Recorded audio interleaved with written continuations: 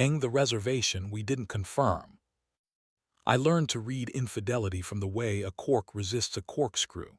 That's a pompous sentence, I know, but it's how my brain works. I'm a sommelier, part priest, part liar, part translator. Every night I stand in the half-light of our dining room at Lumen and convince strangers that what they want is already on their tongue. Wine is a slow confession. People lean into it and tell you what they're not saying. Mara used to tease me for sermonizing. "You're the only person I know who can turn a bottle of Beaujolais into a talk about mercy," she'd say, stealing a grape like it costs me money. She handled the front desk because she could make a man with a weightless smile at a chair by the bathroom. I handled the cellar because I liked the cool and the secrets. We met stealing staff meal carrots, fell in love arguing about tannins versus texture, and moved into a fifth-floor walk-up with windows that faced a brick wall painted like a sky. The trick with fake blue is to not stare too long. The night it started, the till printed a double receipt. It happens, sometimes the printer hiccups, but Lumen lives on precision. At 18:03, the docket spat out a duplicate for table 41, a quiet two-top near the pillar where you can hear the kitchen call tickets like prayer without seeing the mess. The guest name field said walk-in. We don't write last initials for walk-ins, only first names for politeness. But on the handwritten waitlist by the host stand, in Mara's looping script, the entry read, Marcus, 7 p.m., 2 packs, notes, corner, low light. Marcus, not me. My name is Marco on the roster, a consonant you can swallow. I touched the paper, feeling foolish the way you do when a noun makes you jealous. I could have asked her then. Instead, I went downstairs where the cellar softens everything and pretended I was only checking the temperature on the new Pinot. Chef Rivas thinks of the dining room the way warriors think of a field, the place everything gets decided. He called for the 2017 Barolo, and I brought it with the reverence of a favored lie. At table 41, the lamp cast people into stories. I didn't see their faces, you don't stare. You count hands, rings, glass strokes. 2 hands with soft wrists. 2 stems cradled easy. The woman's laugh sounded like a coin hitting water. You can tell which pool it landed in by how big a wish it makes. Decant or pour? I asked, polite to the point of elegant boredom. Decant, the man said without looking at me. We're not in a hurry. We never are, I should have said. Instead, I took the bottle to the side station and watched the wine walk the slope of the glass, learned its speed. I'd promised myself I wouldn't look again. I looked. Mara crossed the room with that elastic efficiency I'd fallen for, checked a candle, straightened a fork.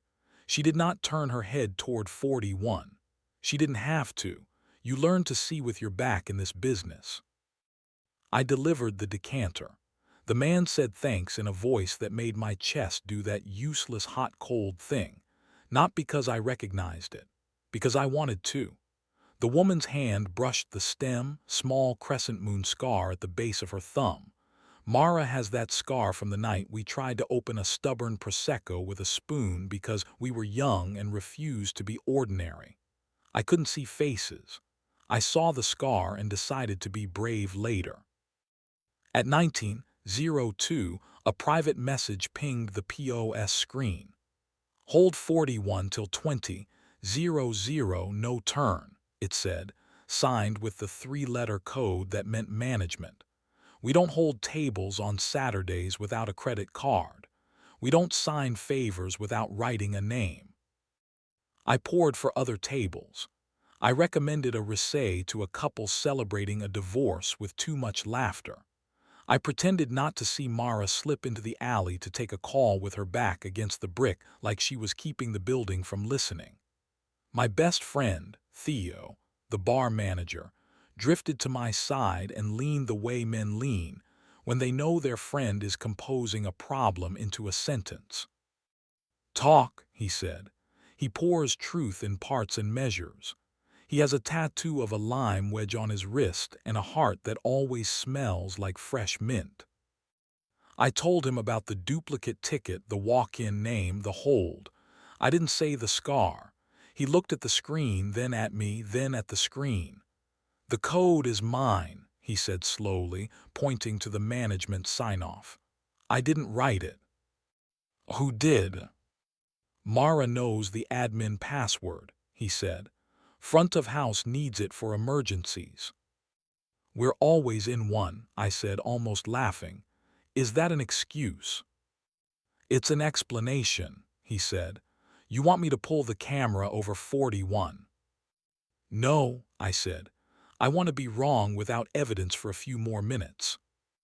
The decanter ran low. I did my job. When I set the bottle down, the man's hand grazed the table and his sleeve pulled back.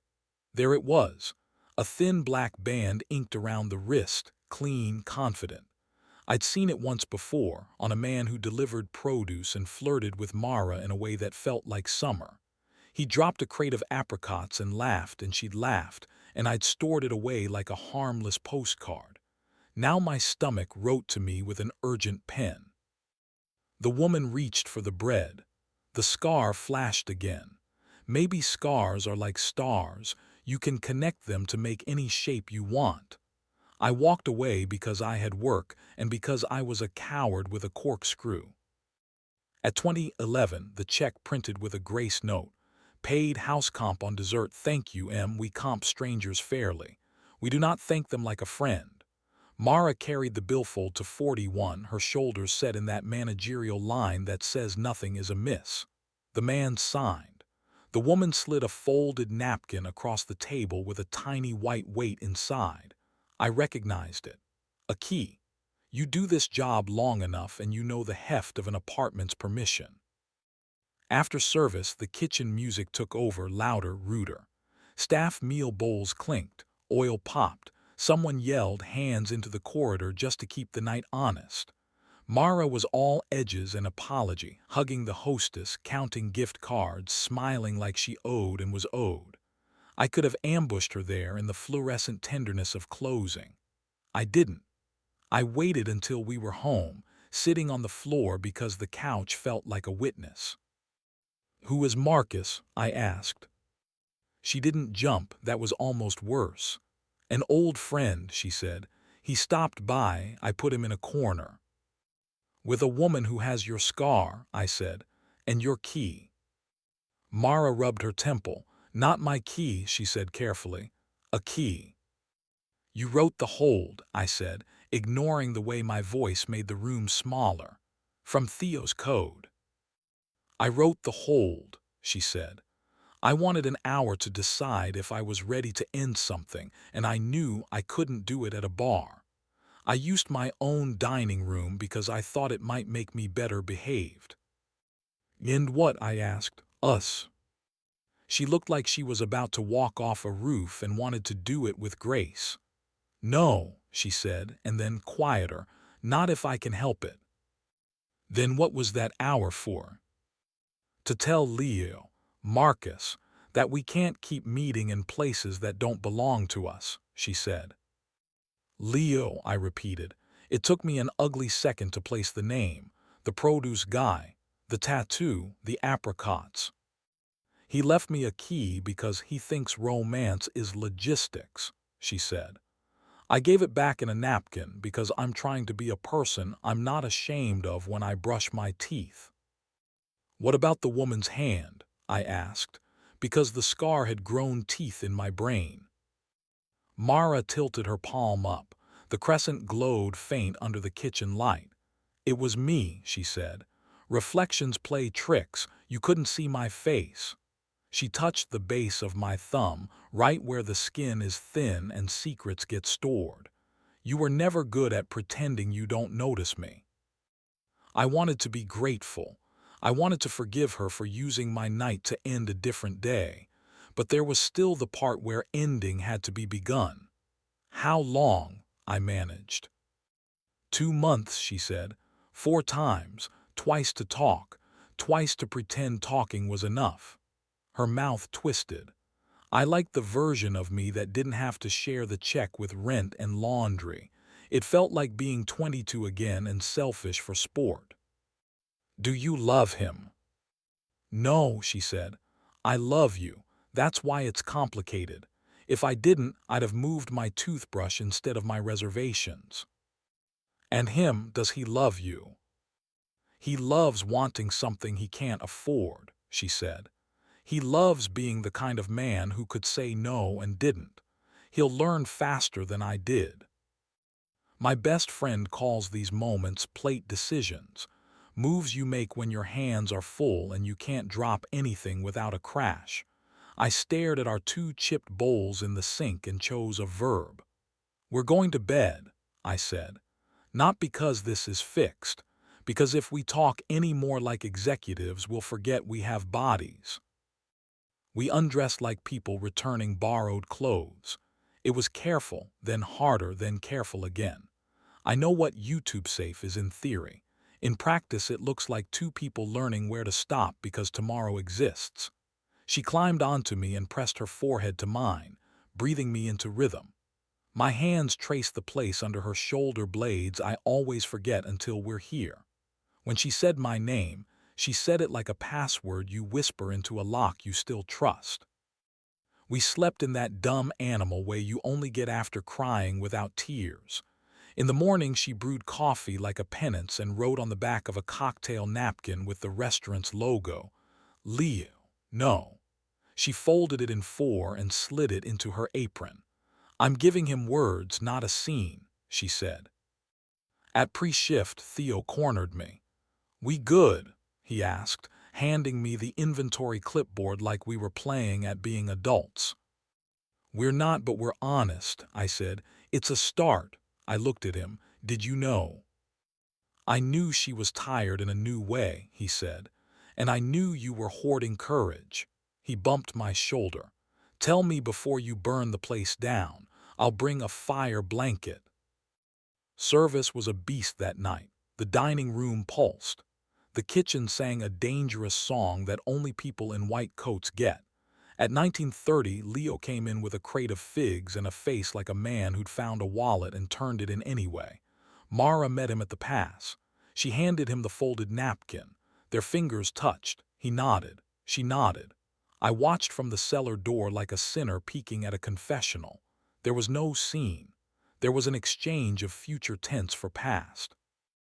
Later, when the noise eased and the tables scraped, Myra, the other hostess, asked if we could squeeze a walk-in. Two would be in at 8. Name? I asked, pen poised. She looked at the doorway where a young couple hesitated, hopeful. Marco, she said, and grinned. Spelled the right way.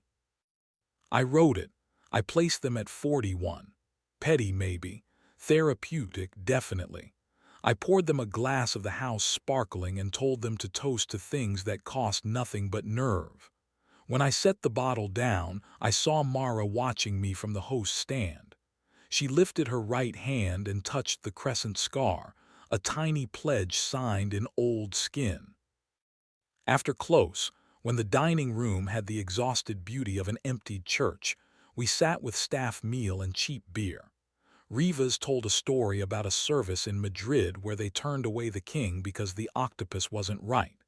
Theo balanced a lime wedge on his lime tattoo and made people clap.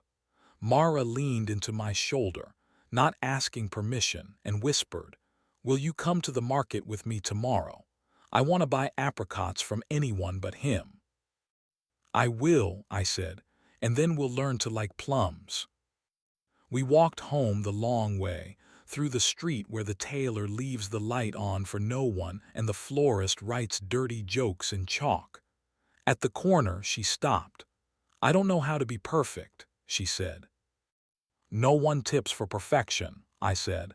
"They tip because you made them feel seen." Back in the kitchen, the printer coughed once and spit out a stray receipt. The system had hiccuped again, a little ghost of service. The paper read, Table 41, 2 glasses on the house, reason, still here. I taped it to the fridge with a strip of gaff and kissed her with the kind of plain heat you earn after choosing not to burn down an apartment for light. We were not fixed, but we were seated. And I had the list for tomorrow's market, written in her hand, with a little star next to plums and a note in the margin that said, "Bring your corkscrew, just in case we need to open courage."